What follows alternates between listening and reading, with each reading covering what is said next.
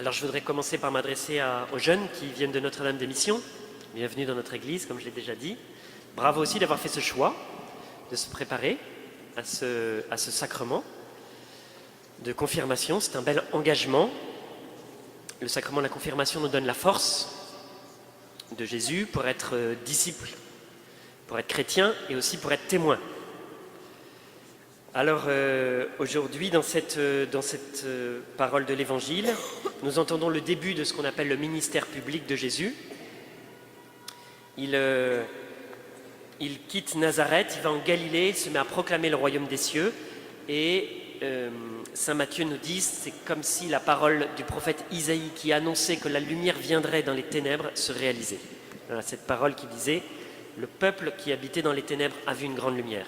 C'est cette prophétie qu'on lit dans la nuit de Noël, si vous vous souvenez bien. Voilà. Et puis on voit aussi Jésus qui appelle. Il commence à choisir des apôtres. On le voit qui appelle Simon et André, et ensuite Jacques et Jean.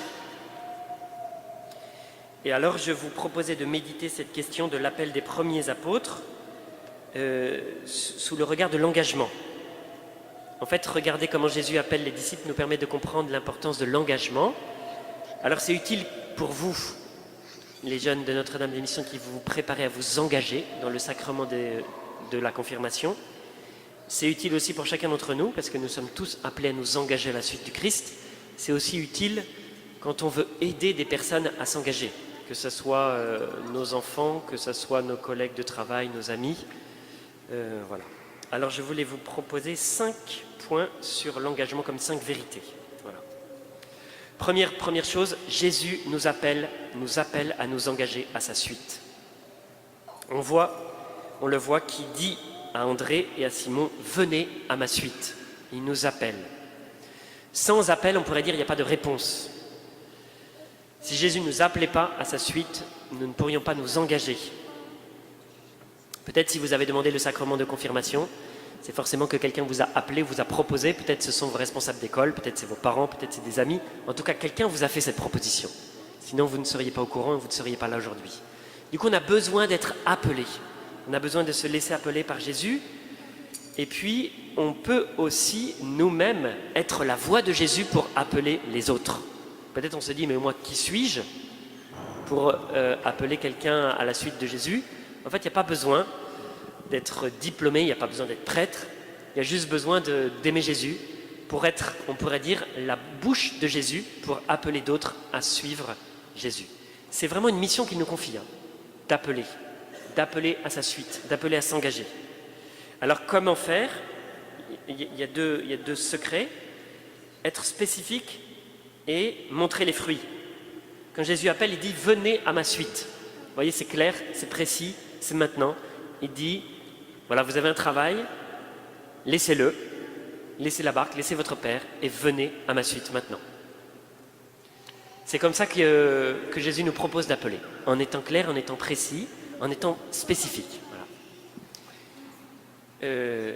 Ce qu'il fait aussi, c'est qu'il dit « Je vous ferai pécheurs d'hommes ». Deuxième chose, Jésus montre les fruits de son appel. Il dit, vous êtes pécheurs aujourd'hui, c'est bien, c'est intéressant, mais je vous propose quelque chose de plus grand. Le fruit, ce sera que je vais vous former, que vous allez devenir des pécheurs d'hommes.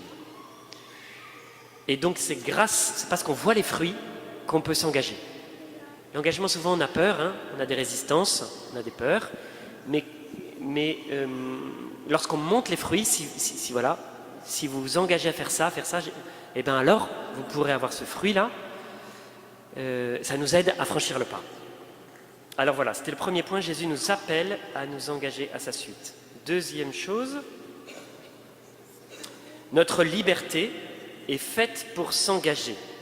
Parfois on se dit, si je m'engage, je perds ma liberté. Je ne peux plus faire autre chose, je ne peux plus choisir autre chose. Alors c'est vrai que si on s'engage, on perd sa liberté. En même temps, notre liberté est faite pour ça. Premier temps, devant moi j'ai tous les choix possibles. Deuxième temps, je choisis. Et troisième temps, je réalise mon choix. Parfois on se dit, je ne vais pas choisir, comme ça j'aurai tout le temps toutes les possibilités devant moi. Mais alors, ma vie passe et je ne fais rien. C'est comme si je vais au restaurant et pour garder toutes les possibilités, je ne choisis pas de menu. Eh bien, je ne mange jamais. Ou alors c'est pareil dans le mariage, il y a un moment où je peux marier avec tout le monde, il y a un moment où je décide de choisir une personne. Quand je choisis une personne, je renonce à tous les autres. Et en même temps, c'est la bonne personne puisque je la choisis. Et du coup, le fruit, c'est que je vais réaliser ma vie avec elle et du coup, ça va porter un fruit dans ma vie. Donc, notre liberté est faite pour s'engager. Notre liberté est faite pour s'engager. Conserver nos choix toute la vie, c'est choisir de rien faire, de rien réaliser. Et du coup, c'est perdre notre vie. Et en fait, la valeur de notre vie repose sur la valeur de nos engagements. Ce que j'aurais fait à la fin de ma vie, c'est là où je me serais engagé. Si je m'engage dans rien, je ne peux rien faire. Si je m'engage dans des grandes choses, à mon niveau, eh bien je ferai des grandes choses. Du coup, notre liberté profondément est faite pour nous engager. Troisième chose, s'engager à la suite de Jésus donne un sens à ma vie. C'est pas facile de trouver le sens de la vie dans notre monde. Parfois, si on écoute les discours scientifiques, moi-même qui ai fait des études de sciences, j'ai entendu ce genre de discours, les scientifiques peuvent nous dire, eh bien, on est ici sur la Terre par hasard, on ne sait pas pourquoi est-ce qu'on est là, et après notre mort, il n'y a rien. Bon, bah d'accord, merci. Ça ne nous aide pas beaucoup, voyez. Si on a la foi, si on s'engage à la suite de Jésus, ça change complètement, ça donne un sens à notre vie, un sens puissant. D'une manière générale, on pourrait dire basiquement, qu'est-ce qu'apporte comme sens la foi? La foi dit, je sais d'où je viens. Je suis ici parce que Dieu m'a voulu. Depuis toujours, on pourrait dire, je suis dans le cœur de Dieu parce qu'il a pensé à moi et il a voulu que je vienne sur la terre. Ensuite, pourquoi je suis sur la terre? Eh bien, par les commandements, je sais.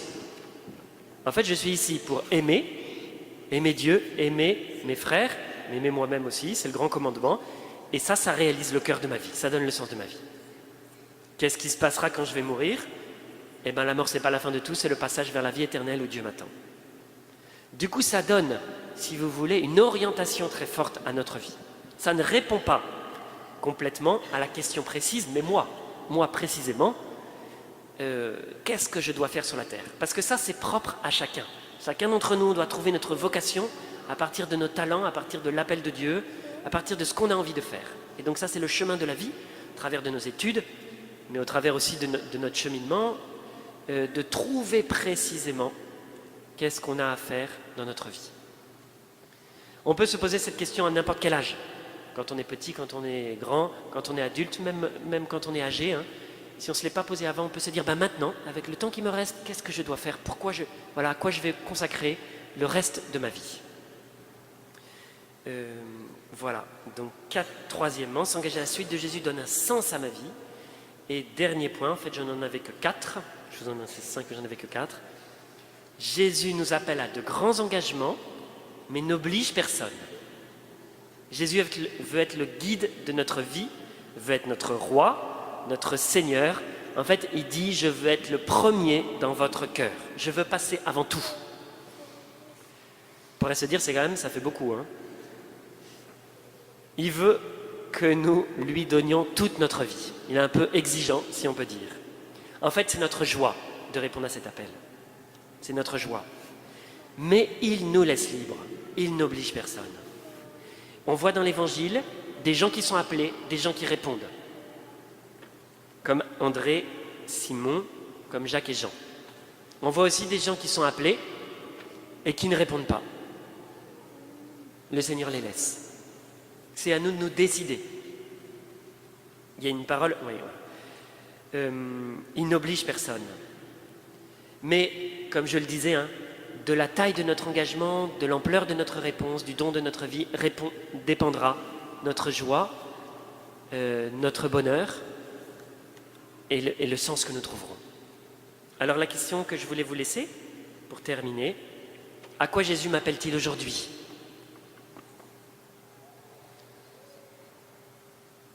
Dans cette démarche de confirmation dans laquelle je me prépare, qu'est-ce que je veux mettre? Quel sens a cette démarche pour moi? Est-ce que je le fais juste parce qu'on me l'a proposé, ou est-ce que je veux dire à Jésus combien je l'aime, combien je m'engage à sa suite? Quel engagement Jésus me propose-t-il de faire aujourd'hui? Quel pas je peux faire pour le suivre davantage? Peut-être c'est un pas de prière, peut-être c'est un pas de service, peut-être c'est rejoindre mon église, peut-être c'est aider ceux qui se trouvent autour de moi qui ont besoin de mon aide, peut-être c'est dans ma famille, peut-être c'est ouvrir mon cœur, je ne connais pas trop Jésus, et peut-être le pas qu'il me propose aujourd'hui, c'est tout simplement de lui dire oui, de lui ouvrir mon cœur, de lui dire viens, viens, j'ai envie de te connaître. Enfin, quel est l'engagement qu'il me propose aujourd'hui? Et puis on peut se poser aussi la question, comment moi puis-je aider d'autres à s'engager? Comment moi puis-je appeler d'autres à se rapprocher de Jésus? Comment puis-je les inviter? À qui puis-je adresser une invitation? Voilà, alors que le Seigneur nous donne cette joie de nous engager à sa suite, comme Pierre, comme les apôtres l'ont fait, pour donner une ampleur nouvelle à notre vie et aussi pour trouver un sens. Amen.